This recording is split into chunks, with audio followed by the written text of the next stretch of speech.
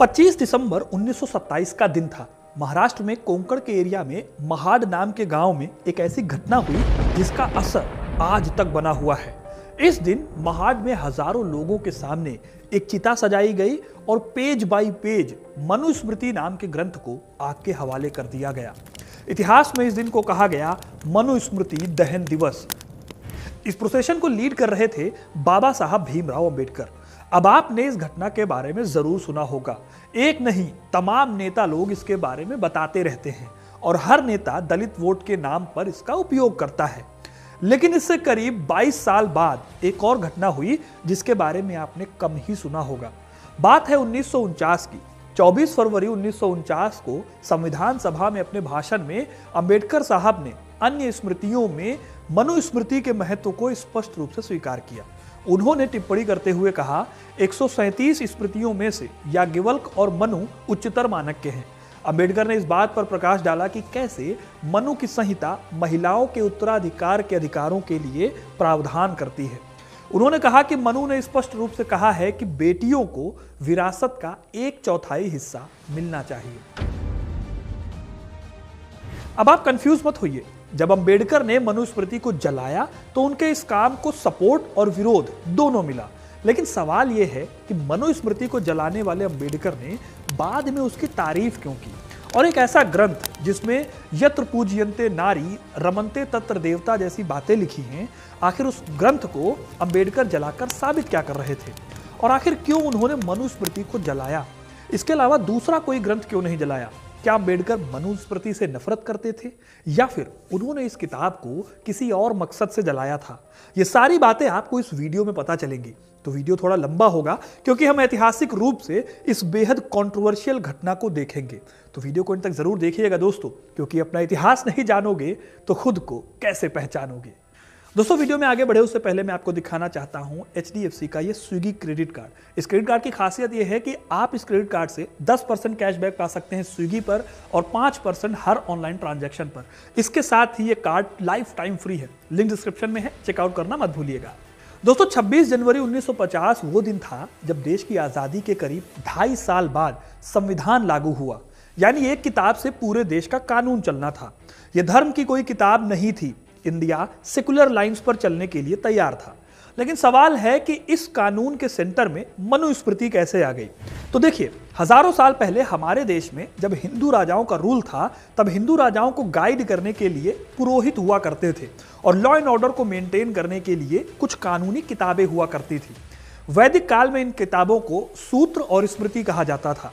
सूत्रों में धर्म सूत्र थे जिसमें धर्म के पालन की बातें कही गई थी, और वहीं दूसरी तरफ स्मृतियां थी जिनमें कुछ खास इंटेलेक्चुअल व्यक्तियों की लिखी गई स्मृतियां होती थी। वैसे तो करीब 137 के आसपास स्मृति ग्रंथ मौजूद है, लेकिन सबसे ज्यादा महत्व मिलता है मनुस्मृति और याज्ञवल्क्य स्मृति को। माना जाता है कि 200 ईसा पूर्व से लेकर 300 ईस्वी के बीच में इन्हें लिखा गया। इसमें भी आगे चलकर मनुस्मृति का रोल बढ़ गया। ये हम आगे जानेंगे कि ये कैसे हुआ था। खैर, वैदिक काल के बाद एक इंपॉर्टेंट टाइम पीरियड आता है गुप्त काल का, जब हमारे देश में पुराणों का संकलन किया गया और उसके साथ ही कुछ नई लॉ बुक्स को लिखा गया। इन लॉ बुक्स को कहा गया धर्मशास्त्र। इस धर्मशास्त्र में पुराने कानूनों को धर्मशास्त्र के अंडर ला दिया गया। जैसे कि जब संविधान लिखा गया तो पहले से चले आ रहे इंडियन पीनल कोड को, जिसे अंग्रेजों ने बनाया, उसे संविधान के अंडर ला दिया गया। ठीक इसी तरह से मनुस्मृति और धर्मसूत्रों को धर्मशास्त्र के अंदर ला दिया गया। अभी तक आपको समझ आ गया होगा कि बड़े पैमाने पर धर्मशास्त्रों के माध्यम से लॉ एंड ऑर्डर का सिस्टम चलता था। अब हम टाइम में थोड़ी लंबी छलांग लगाएंगे और चलेंगे 18वीं सदी के आखिर के सालों में, साल 1773 में। इस साल वॉरेन हेस्टिंग्स को बंगाल का गवर्नर जनरल बनाया जाता है। उन्हें बंगाल पर राज करने के लिए भेजा गया था।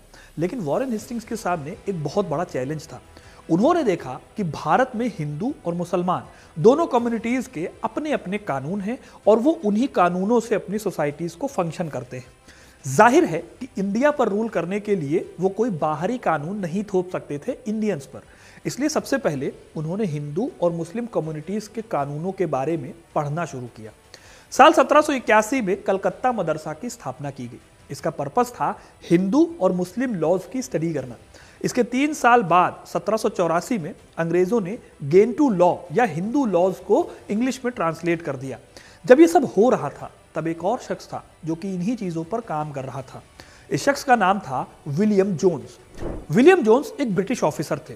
1776 में उन्हें कुलुक नाम के ब्राह्मण की मनुस्मृति मिली। यह मनुस्मृति इन्हीं कुलुक ब्राह्मण का वर्जन था। विलियम जोन्स ने फिर इस किताब को ट्रांसलेट किया। 1796 में उन्होंने फाइनली इस किताब के ट्रांसलेशन का काम पूरा कर लिया। तब से लेकर अब तक इसी किताब को लेकर पूरी कंट्रोवर्सी घूमती रहती है। अब यहां से 2 से 3 बातें आपके समझने वाली हैं। पहली, मनुस्मृति एक अकेली लॉ बुक नहीं थी, बल्कि ऐसी कई किताबें हैं जिसमें हिंदुओं के गवर्नेंस की बातें लिखी हुई थी।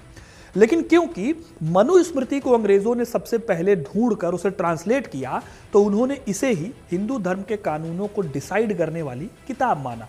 इसीलिए उन्होंने जो भी कानून बनाए या जो भी नियम लागू किए वो इसी किताब के हिसाब से बनाए। यानी कि मनुस्मृति एकमात्र किताब बन गई जिसके माध्यम से अंग्रेजों ने हिंदुओं के लॉ एंड ऑर्डर की बातें लिखी, पढ़ी और समझी। इसके बाद इस किताब को एस्टैब्लिश करने के लिए अंग्रेजों ने इतिहास में मनुस्मृति में लिखी कई बातों को ढूंढ ढूंढ कर दिखाया। इसे कोरोबोरेशन बोलते हैं।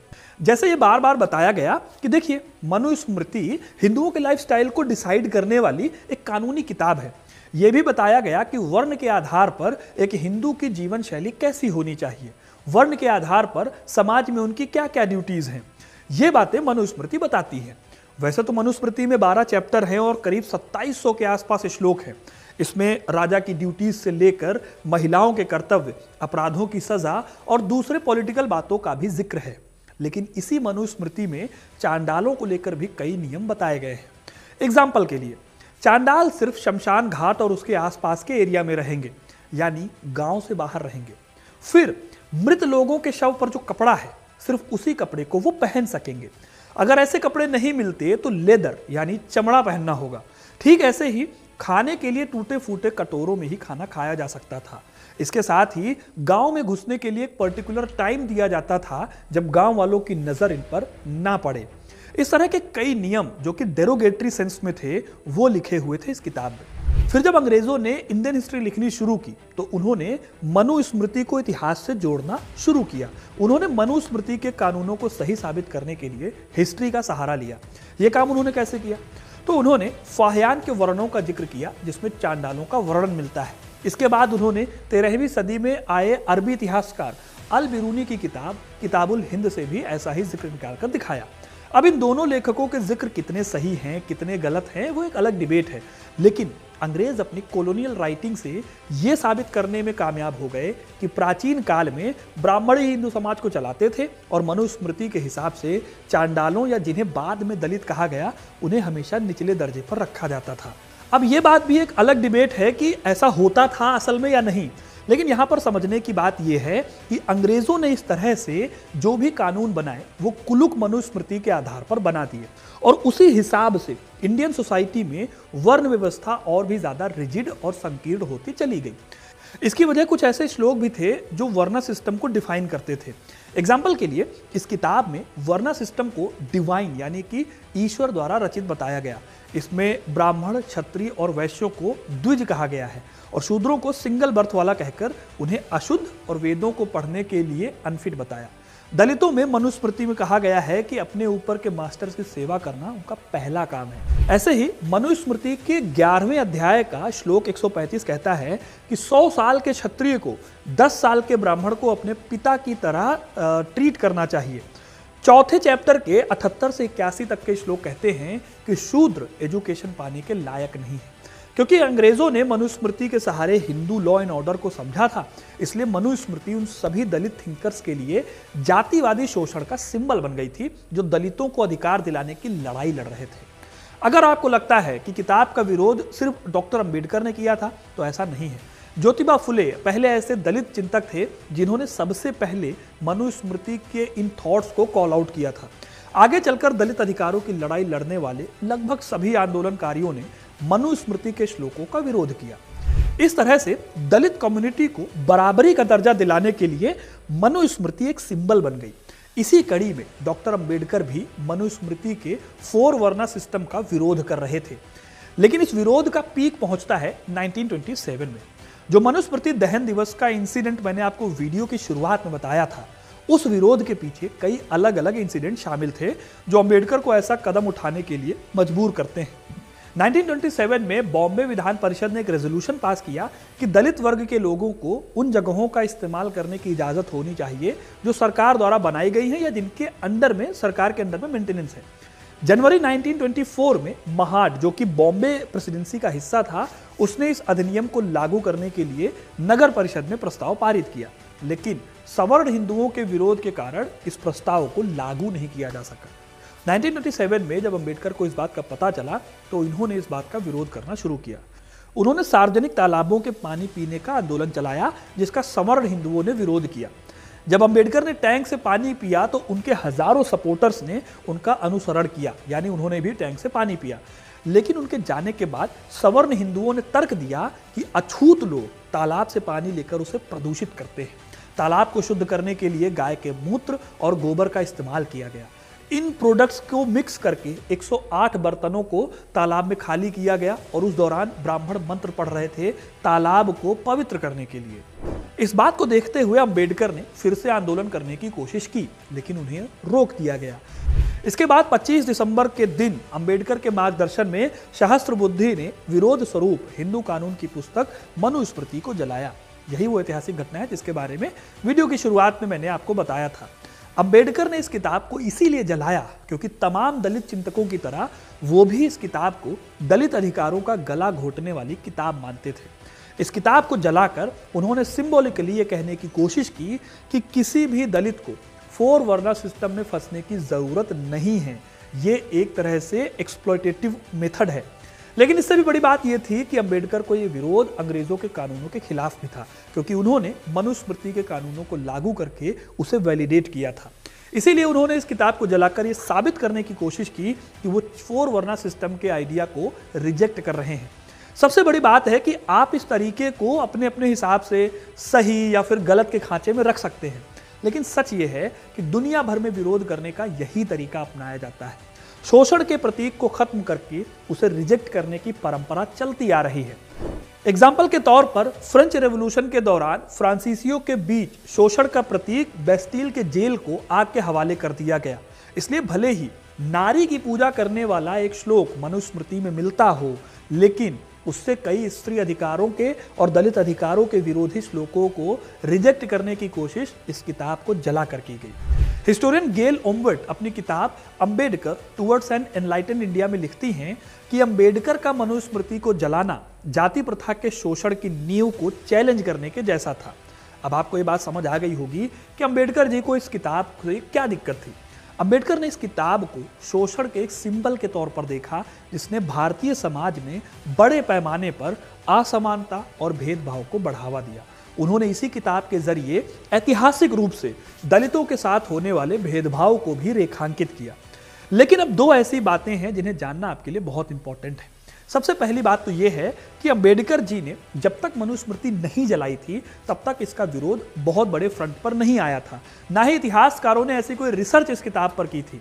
लेकिन अंबेडकर के महाड सत्याग्रह के बाद इस किताब पर कई इतिहासकारों ने अपनी राय रखी और मनुस्मृति फोर फ्रंट पर आ गई। जैसे सबसे पहले महात्मा गांधी ने तो यह माना कि मनुस्मृति धर्मशास्त्र का हिस्सा है, लेकिन क्योंकि यह वर्जन ओरिजिनल नहीं है इसलिए इसे सही वर्जन नहीं माना जा सकता।